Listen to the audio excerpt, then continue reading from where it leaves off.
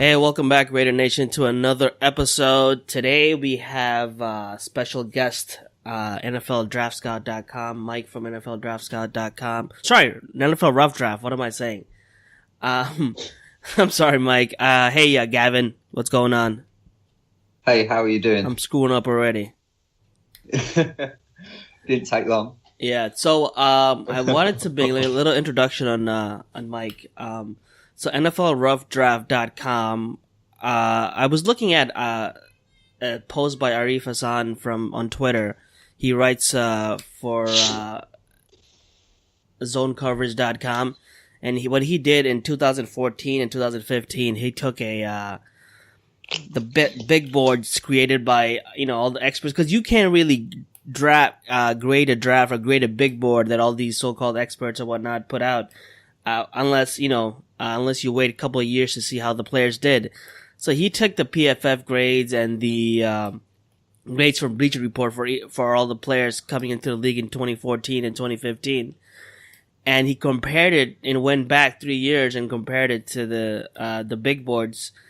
And NFL Rough Draft came in number 1 in 2014, and they've been average in 2014 and 2015, and they did better than the actual NFL. So the actual players taken, and the consensus boards. So I wanted to bring them on. It's Mike. So hey, Mike, thanks for coming on. Hey, I'm glad to be here. Thank you guys for having me on. And I always love hearing that introduction. That we were lucky enough to have been more accurate than the actual NFL executives in 2014 and 2015. So thank you for giving us that shout out. No worries, man. You guys deserve it. Sorry for messing up the website in the beginning. It's NFLRoughDraft.com. No problem at all. Why don't you tell us a little bit about you guys? How'd you get started? How many people in the team? And a little bit of background info. All right, yeah. So NFLRoughDraft.com is myself. I'm Mike Lucchine and Ray Mencio. So Ray and I actually grew up in the same town.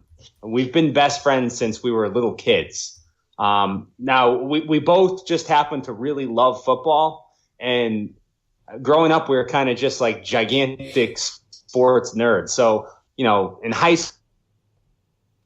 school, other party, and Ray and I would sit there and analyze the upcoming prospects for the NFL draft. We'd be looking at like 7th round gems like Kenyon Rambo from Ohio State. Anyway, we weren't as good then, obviously, as we are now, but it's been sort of like a lifetime of training. And, as we've gotten older, we've gotten a lot better. So when I got out of college, I went to go work for ESPN in the stats and information department. And, I started to learn a little bit more about, different statistics and how they work. And even after I left there, I feel like Ray and I are constantly adding to what we've learned over the years. And I think just the experience of doing this for really close to 25 years has just given us a little bit of an edge when it comes to projecting how good these guys are going to be. I guess to make a long story short, we've kind of both have this database of 25, 30 years worth of players inside of our heads. So when a comparable prospect gets to the draft, we sort of know how to value him. Awesome. Yeah, that sounds great. Yeah. Interesting. How long has the site been up, NFLRoughDraft.com? So we've had the website for about 11 years. And the reason we started it was because before that time, we would do all of the work that we do now, and we just wouldn't put it anywhere. And there were some frustrating moments where, for example, Brandon Marshall's draft year. Brandon Marshall, I believe, went in the 4th round. And I talked him up as the best receiver in that draft class. For 3 months, he was my favorite receiver in the entire class, and he ended up becoming, Brandon Marshall, the Pro Bowl wide receiver. And it kind of got to the point where, Ray and I were both like, we need to share this in some way. so that it's not just the two of us that know that, Brandon Marshall's going to end up working out better than Chad Jackson and, the other receivers in that draft. That's awesome. Yeah, I completely agree with you on that because me and JB, actually, when we put together our board this year, we had Ogbonia Okoronkwo going in the first round. And also, who was the other one, JB? Yeah, he was a borderline first round, second round guy we liked. But he was the guy that we really liked, but the NFL didn't like it. I guess you guys were a little higher on him than everybody else as well. So, a lot of the times we looked at players, we're like, a couple years ago, hey, this guy should be good. Why isn't he going high enough? And nobody has him ranked high. Sometimes, and you see that he does well. So, there's some value in some amateur work, I guess. We're not professionals, but, sometimes we get it right. No, of course. Right, absolutely. And Okoronkwo is a really good pass rusher. I think the thing that hurt him was just his height a little bit. I mean, I think he's a better fit for 3-4 teams playing on the edge at outside linebacker. A team like the Raiders, for example, play a lot of 4-3.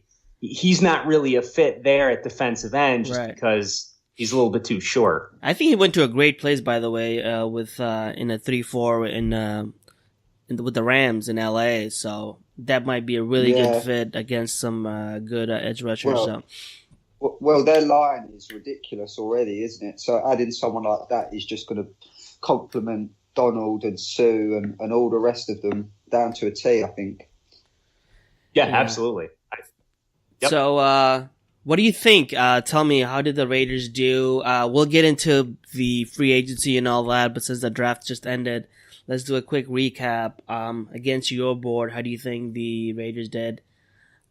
Well, I thought that this draft was a little bit of a mixed bag. I think it got better as it went on.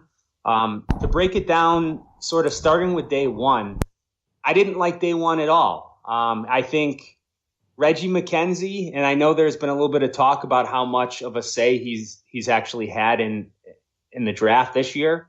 But I think he's sort of developing a little bit of a reputation for taking these kind of high picks and not really getting the type of impact out of them that you should get out of a high pick. I mean, obviously Amari Cooper and Khalil Mack were great picks, right? But they were also, sort of no-brainer picks. I mean, if they didn't take Amari Cooper, Leonard Williams was there, and that would have also been looked at as a great pick. Khalil Mack had no business dropping to them. It's just nobody thought that the Jaguars were going to take Blake Bortles that year at number 3. So some of these other years where, he hasn't been picking there, he's kind of reached, and I feel like reaching is what he did for Colton Miller. Josh Rosen has a lot of concerns about his durability, and I think a big reason for that is because Colton Miller was his left tackle. It's not to say that he can't be good. It's just he's not there yet. So I sure hope that they're going to keep Donald Penn around, and Colton Miller isn't going to be starting at left tackle anytime soon. So we had a second round grade on him. We thought he would go in the first round, but I really think he's going to take some development. So that's a little bit of how I feel about Colton Miller. I also didn't like the trade down. I don't mind trading down. I don't mind the idea of trading down, after Roquan Smith was gone and McGlinchey was gone. But when that deal happened, the first thing I thought was, okay, they got a second round pick and maybe something else. And they ended up with a third and a fifth. And I just don't think that that's enough, especially considering the team that moved up, the Cardinals, was doing it to get their franchise quarterback. A couple picks before that, the Buccaneers got 2 seconds from the Bills to move up 5 picks to take Josh Allen. And then just one more real quick thing about day one.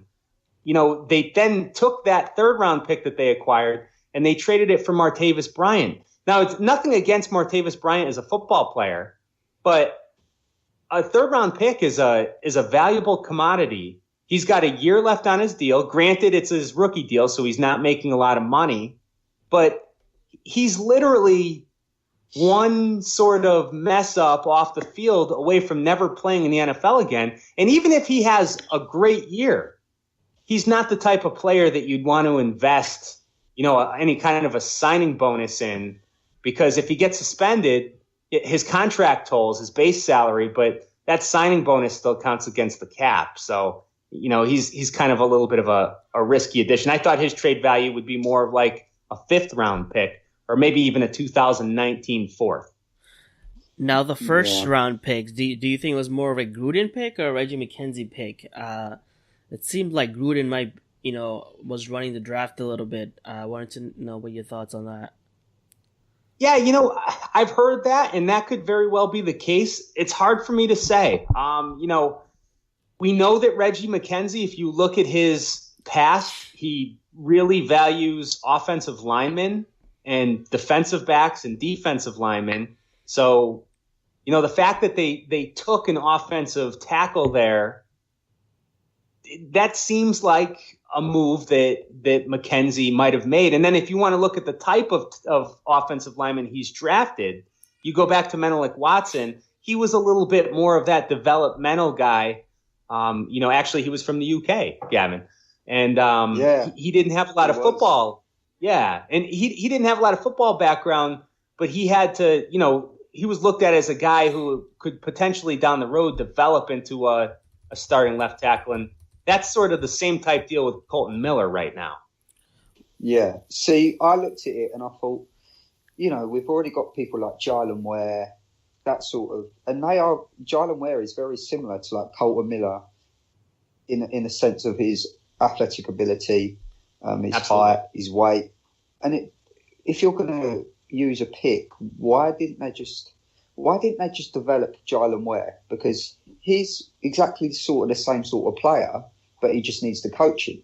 So it's kind of mind-boggling how they thought, oh, well, we need to go and get another tackle. Because if you actually look at the depth is actually, there is quite a lot of players in that on the offensive line front.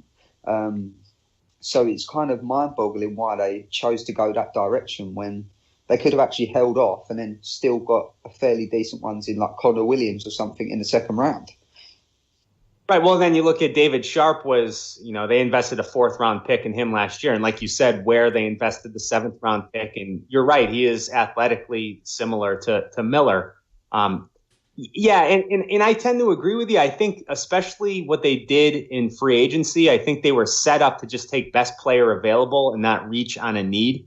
And I really don't think that this was a good draft class to be reaching on offensive tackles because it just wasn't a strong tackle class. No, I mean, I looked at it and I thought that the better prospect is Isaiah Wynn. I actually think he's a better prospect, and he went later on. Yeah, so we had Wynn as a guard, but I think that he will play tackle for the Patriots. They certainly drafted him to play tackle. I think he's a better player. I'm not sure if he'll stick outside at tackle. I know he's got short arms. But I mean, I guess we'll see with that. Now, if you look at the Senior Bowl practice, he destroyed it at the guard position. So you never know with the Patriots. What I'm saying is he could fill 2 roles. He could fill in at right tackle for a period, and obviously with Gabe Jackson not having the greatest of times at the moment with the Raiders, maybe he could have slotted in there eventually. That was my sort of thinking behind that. I mean, obviously it's done now. We've picked who we've picked, but it just would have made more sense to me to have someone who's a bit more versatile along that line. I mean, I don't see Colton Miller ever being a starting left tackle. That's just my opinion. No, I think that's fair. I think that's a fair statement. And, I guess the argument can be made that if he becomes the starting right tackle and he's a quality player there, I mean, the benchmark for right tackle was set pretty low last year with Marshall Newhouse. So it wouldn't take much for him to be better than that. But I know that, the comment is he's going to at least start training camp over on the left side. And